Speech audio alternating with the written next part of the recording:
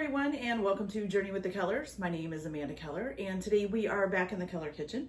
So today we are going to be making something from the Taste of Disney Snacks cookbook. This little tiny cookbook is so cute. But today we are going to be making Wild Chase tea biscuits. And this is supposed to be like from the adventures of Ichabod and Mr Toad. But they do it because they always stop to have a tasty treat, basically. Okay? All right, so there are two separate things to make with these biscuits. One is a strawberry freezer jam, and then the biscuits themselves. Now, I am not making the strawberry freezer jam just because, one, I don't have space in my freezer to freeze jam in. Sorry, I've got like a little piece of hair, I can see it. And two, because it takes like 8 cups of fresh strawberries, which, of course, like everything else, is getting really expensive, and I already have strawberry jam that I just have because I like strawberry jam. So I'm just going to use my already strawberry jam that I have instead of making my own.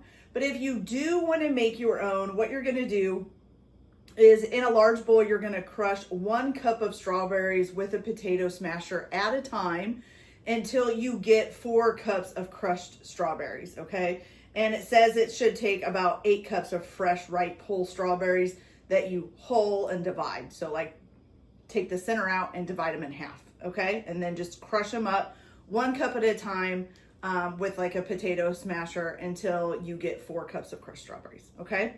Then in a separate bowl, you're gonna stir together 1 2/3 cups of sugar, 5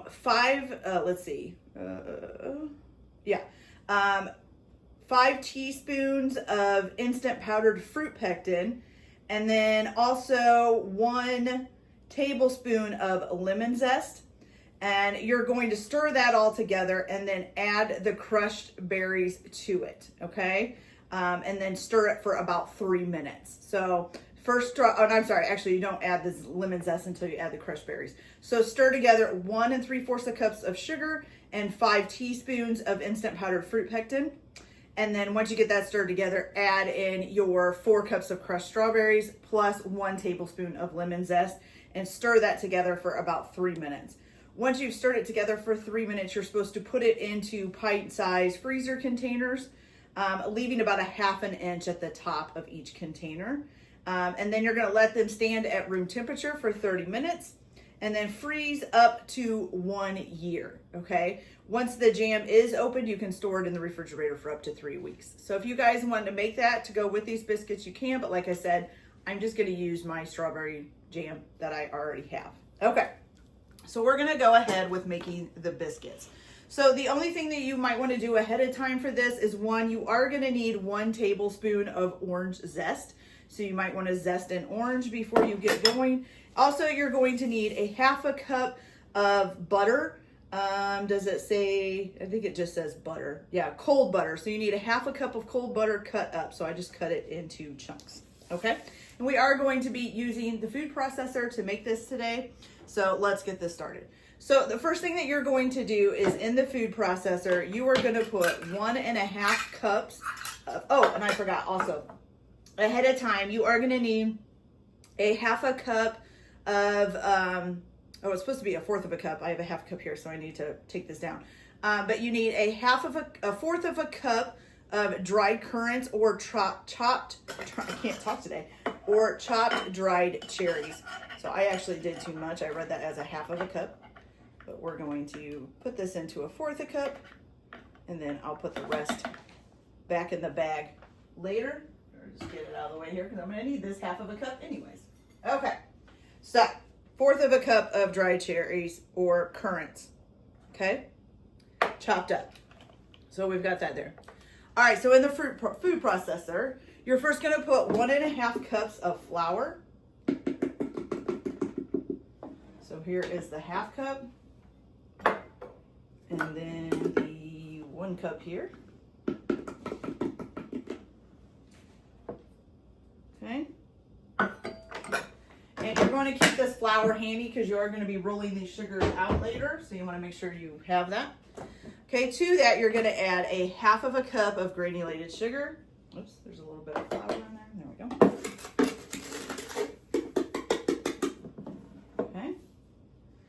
And then also, let's see, what else? Also some salt. Oh, and I forgot that this got broke. Okay, so you're gonna need some salt. If I can get this out here. And you're gonna need 1/4 teaspoon of salt. My salt got my little, you know, they usually have this little silver thing that it comes out of, and that actually fell off. So, okay, so some salt, 1/4 teaspoon of salt, and then 1/8 teaspoon of cardamom. So if you're like me and you don't have 1/8 teaspoon on your measuring spoon, just do about 1/2 of the 1/4, and that should just about cut it.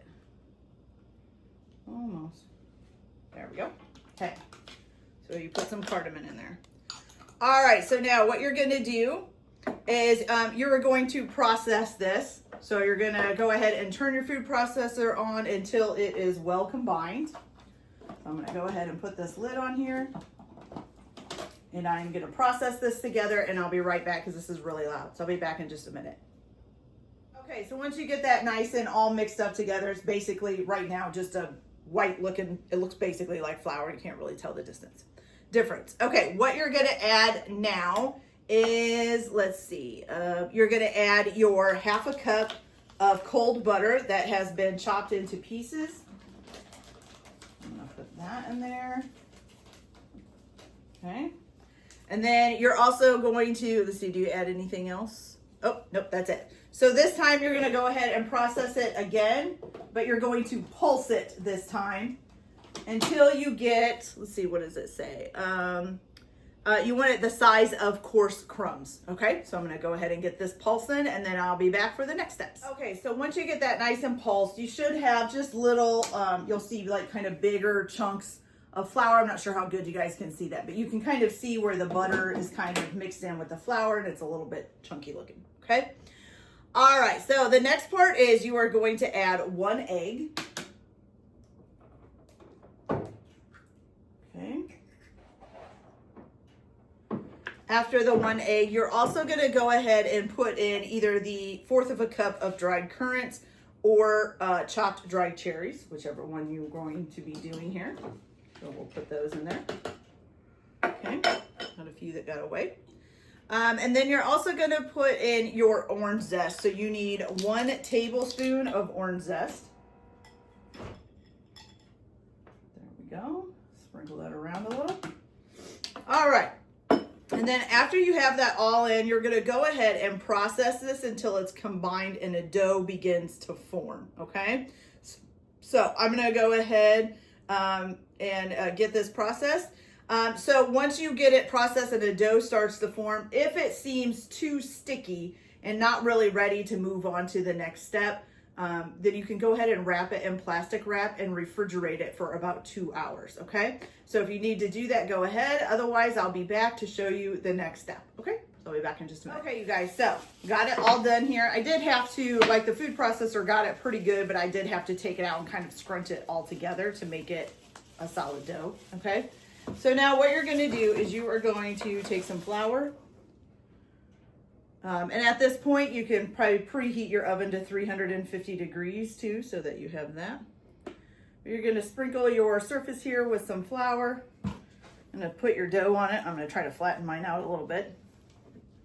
Okay, and you're supposed to roll it out to about a 1/4 of an inch, and it's not wanting to stay together. That's not good. Okay, let's see if we can get this better here. Okay, so you're gonna wanna roll this out to about 1/4 of an inch. And you should always remember you're supposed to roll from the center. I'm trying to be careful because it's a little bit, it really just wants to kind of spread out and crack up. So we're trying to be a little cautious here. I'm gonna try to flip it without breaking it all up. There we go. Okay, I'm gonna roll it the other way. Like I say, you should roll it from the middle out, but to about 1/4 of an inch.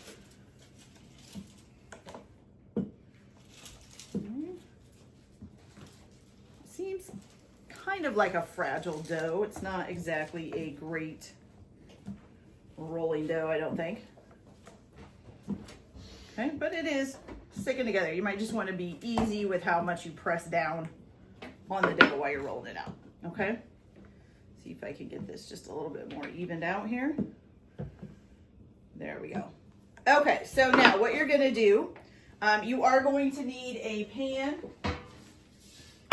And does it say to put parchment paper on here? Yeah, line it with some parchment paper, which is what I'm gonna do here. Okay. And like I said, have your oven preheating to 350 degrees. So once you get this rolled out to about 1/4 of an inch, you're supposed to take about a 2-inch round biscuit cutter and cut those out and then put them on the pan. You want to space them about 1 inch apart. I'm actually using a Mickey Mouse cutter just because I want it to be different and because I love Mickey Mouse. So I'm just going to go ahead and do this. Make sure it cuts through. And then a lot of times I'm able to, especially with cookies, I'm able to pick them up inside of the cookie cutter so I can just gently pry them out and then set them on the pan. Like I said, space them about 1 inch apart. Okay. Once you get that all done and you get them on the pan, it may take 2 pans depending on how many cookies you cut out. Then you can go ahead and sprinkle them either with granulated sugar or with some sparkling sanding sugar, which is what I have here. I'm going to use some sanding sugar. You're going to sprinkle that on top. And then you're going to put them in the oven. You're going to bake them for about 6 to 8 minutes until they're lightly browned. Okay. And then it just says to serve them with jam. So I'm guessing you can serve these warm, but I probably will at least let them cool off a little bit before we come back and try them and see how they taste. And I'll get the strawberry jam out too. So I'm gonna go ahead and finish cutting these out. Then I'm gonna put them in, sprinkle them with some sanding sugar and put them in the oven at 350 degrees for about 8 to 10 minutes until they're lightly browned. Then I'm gonna let them cool for a little bit. And when I come back, we'll have some strawberry jam ready and we will try these and see how they taste. So I'll be back in a little bit, you guys. Okay, you guys, so these cookies are all done. Look, aren't they cute? The little Mickey Mouse heads. They look so cute. Okay, so I'm gonna try it first without some strawberry jelly on it, and then I'll put some strawberry jelly on it and try it with strawberry jelly. So you're supposed to put the jelly just right in the center of the little biscuit here.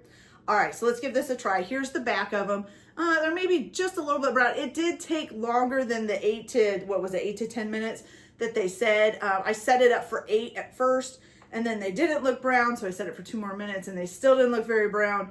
And then I set it up for 2 more minutes, and then maybe even 2 more minutes after that, and I think they got almost too brown. They're not burnt, but they're almost too brown, but that's okay. So let's try it first without the jelly on.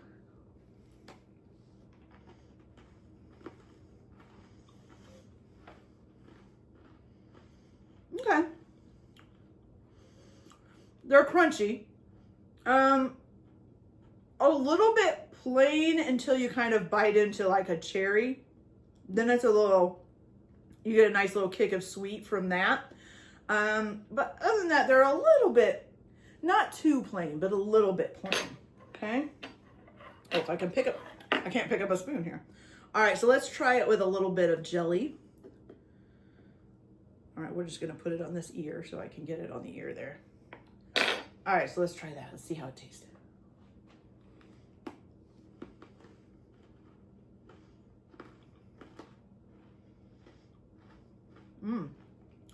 I like it with the jelly, even better, because that gives it a little bit more flavoring. Though I definitely think because these are tea biscuits, these would also be good for dunking in your tea. I could definitely see that would soften them up a little bit. So yeah, I think they're pretty good. Like I said, a little bit on the plain side until you hit that cherry, and then it's pretty good. So yeah, I don't know, depends. So if you like a crunchy cookie, this is definitely a crunchy cookie. And it's got some good flavor, like I said, but it's just a little bit, I don't know. Without the jelly, I think it's a little bit too plain. With the jelly, it's really good though. So I guess it would be up to you guys to try it and see what you think. But it is pretty good. Just a little bit on the iffy side either way you go. Okay. All right, guys. So that's it for this video. Like and subscribe if you like, or don't if you don't. Everyone have a good day. Enjoy your cooking. Keep your kitchen messy, and we'll see you later. Bye.